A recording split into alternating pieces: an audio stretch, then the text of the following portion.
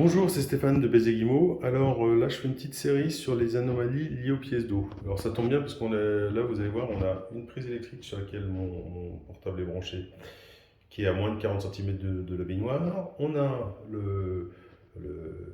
l'installation prévue pour le lave-linge qui est aussi à moins de 40 cm du bord de la baignoire. On a un plafonnier qui est pas loin du bord de la baignoire, hein. Il est à moins de, il est à, je dirais, à une trentaine, quarantaine de centimètres. Mais par contre, il est au plafond qui est à 2,50 m. Bon, la lampe prend un peu, mais voilà, il est à une hauteur raisonnable. On a cette prise-là, qui est à moins de 40 cm du bord de la baignoire. On ne s'intéresse pas au lavabo, hein, on s'intéresse aux baignoires. Et on a cette lampe qui est aussi, bah ouais, elle est bien, je sais pas, voilà. Ici on voit bien, elle est grosso modo à 10 cm du bord de la baignoire, à tout casser. Donc voilà, donc là il y a 4 éléments et on va les passer un par un pour voir les anomalies et ce qu'il faut faire. Donc, pour vous montrer les zones en rouge, la zone 0, donc on est à l'intérieur de la baignoire. On part du fond de la baignoire jusqu'à 2,25 m, ça c'est la zone 1, donc 2,25 m du fond de la baignoire. Après, la zone 2, c'est la zone à 60 cm du bord de la baignoire. Et on monte jusqu'à 2,25 m du sol. Voilà. Les autres zones, j'en parle pas pour le moment, ça a moins d'intérêt, il y a moins de restrictions. Donc, alors, je vais vous montrer un autre graphique qui est en fonction des zones. On voit, vous voyez, les zones, je ne sais pas si vous voyez, je ne peux pas tout faire en même temps, mais donc en gris, on voit les zones, 0, 1, 2. Et ce qu'on voit, c'est que si je dézoome, on voit qu'en 0, on a le droit à quasiment rien.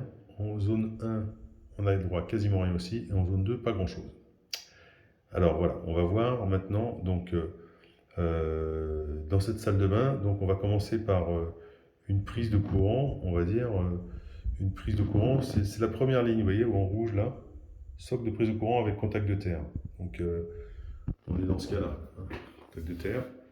Donc celle-ci est en zone 2, ben, ce qu'on remarque c'est en zone 2, ben non, c'est rouge, on n'a pas le droit.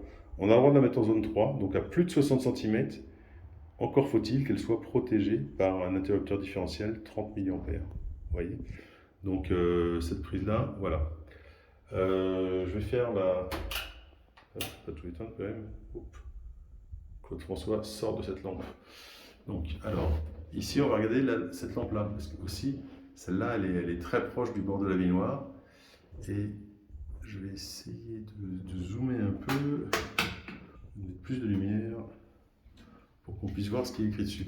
Donc c'est une lampe, elle est donc en zone 2. Elle est dans les 60 cm du bord de la baignoire, à moins de 2,25 m de hauteur. Donc, alors, qu'est-ce qu'il faut regarder? Ce qu'on va voir, c'est ici, je vais vous montrer ici, vous voyez, ici le double carré, un carré dans un autre carré, c'est une lampe qui est faite pour cet endroit. C'est une lampe de type 2, on va dire. Donc protégée par double protection. On voit l'indice IP 44. L'indice IP, c'est l'indice de protection contre les projections de corps solides et de corps liquides. Donc nous, près de la baignoire, comme ça, il nous faut un indice IP X3, donc des projections contre le liquide au moins égal à 3. Plus l'indice est élevé, plus c'est protégé, plus c'est étanche. Donc voilà, on a le droit d'installer des lampes, des armoires de toilette, parce que c'est des appareils qui sont prévus pour ça, qui ont en général le double carré, qui éventuellement quand elles ont une prise, c'est une prise rasoir qui est autorisée aussi. C'est une exception à cette prise parce qu'il y a un transfo qui la sépare de l'installation du courant 230. Donc en salle d'eau, très proche d'une baignoire ou d'une douche, hein, donc à 60 cm, ça veut dire on ne fait pas n'importe quoi, on utilise du matériel adapté. Et donc, alors, l'anomalie qu'on voit le plus souvent ces derniers temps, c'est, ouais, donc, je vais vous aveugler, tac. Donc, le plafonnier là-haut, elle a plus de 2,50 m, elle est en zone 3 en fait, puisqu'elle est au-dessus de la zone 2.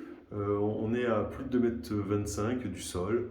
Très bien, on a le droit de mettre une lampe là.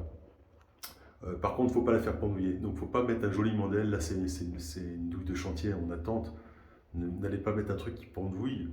Il faut vraiment allez dans le rayon salle de bain ou demander à un conseiller, hein, de vous proposer un matériel. Bon, en général, à ces emplacements-là, si elle descend, on va dire, elle entre en zone 2 et du coup, il faut un appareil de type 2. Donc, il doit être signalé par le double carré et il doit être un indicipé X3. Alors, grosso modo, on ne doit pas pouvoir attraper l'ampoule d'une lampe de ce type-là, d'un plafonnier de ce type-là. Donc, gardez bien en tête de mettre les lampes déco mais, où vous voulez, mais pas proche des douches et des baignoires. Voilà.